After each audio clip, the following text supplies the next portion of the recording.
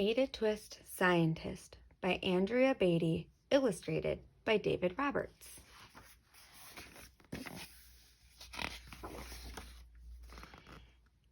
Ada Marie, said not a word till the day she turned 3. She bounced in her crib and looked all around, observing the world, but not making a sound. She learned how to climb and made her big break with a trail of chaos left in her wake.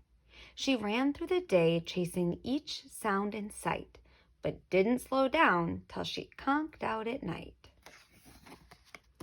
Her parents were frazzled, but tried not to freak as Ada grew bigger and still did not speak. Clearly, young Ada, with lots in her head, would have something to say when it ought to be said. That's just what happened when Ada turned 3. She tore through the house on a fact-finding spree and climbed up the clock just as high as she could. Her parents yelled, "Stop!" as all good parents would. Ada's chin quivered, but she did not cry. She took a deep breath and she simply asked, "Why?" Why does it tick and why does it talk? Why don't we call it a granddaughter clock? Why are there pointy things stuck to a rose? Why are there hairs up inside of your nose? She started with why and then what, how, and when. By bedtime, she came back to why once again. She drifted to sleep as her dazed parents smiled at the curious thoughts of their curious child, who wanted to know what the world was about. They kissed her and whispered, "You'll figure it out." Her parents kept up with their high-flying kid, whose questions and chaos both grew as she did.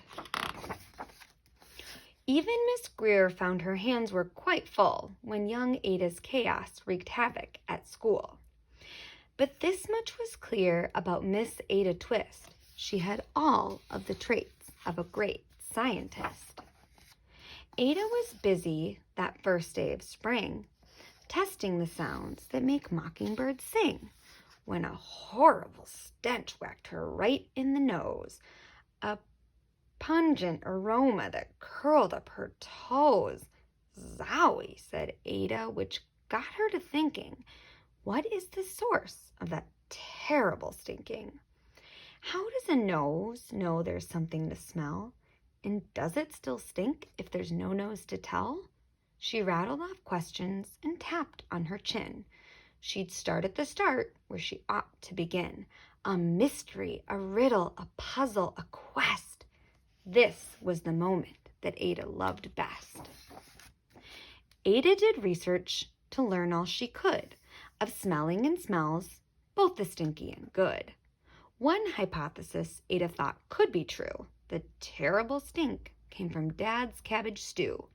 She tested and tested, but soon Ada knew it was time to come up with hypothesis 2. Then zowie, the stink struck again just like that. Hypothesis 2 is caused by the cat. The cat couldn't make such a stink on its own. It needed perfume and some fancy cologne. So young Ada tested. The test was a flop. She started again, but her parents yelled, "Stop!" Ada Marie, to the thinking chair now. By the time we count 3. "Enough," said her mother. "That's it," said her dad. Her parents were frustrated, frazzled, and mad. "Why?" Ada questioned. Her mother said, "No." "What?" Ada queried. Her father said, "Go. You've ruined our supper. You've made the cat stink. Enough with your questions. Now sit there and think." She looked at her parents. Her heart turned to goo. Poor Ada Twist didn't know what to do. She sat all alone by herself in the hall, and Ada once more could say nothing at all. And so Ada sat and she sat and she sat, and she thought about science and Stu and the cat, and how her experiments made such a big mess. Does it have to be so? Is that part of success? Are messes a problem? And while she was thinking, what was the source of that terrible stinking? Ada Marie did what scientists do. She asked a small question, and then she asked two. And each of those led her to 3 questions more, and some of those questions resulted in 4. As Ada got thinking, she really dug in. She scribbled her questions and tapped on her chin. She started at why and then what, how, and when. At the end of the hall, she reached why once again. Her parents calmed down and they came back to talk. They looked at the hallway and just had to gawk. No patch of bare paint could be seen on the wall. The thinking chair now was the great thinking hall. They watched their young daughter and sighed as they did.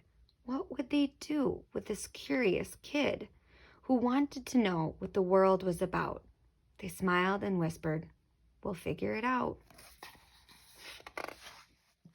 And that's what they did, because that's what you do when your kid has a passion and a heart that is true.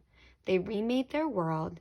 Now they're all in the act of helping young Ada sort fiction from fact.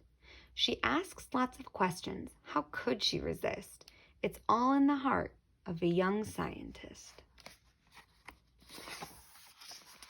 And as for that smell, what can Ada Twist do but learn all she can with her friends in grade 2? Will they discover the stink that curls toes? Well, that is the question, and someday, who knows?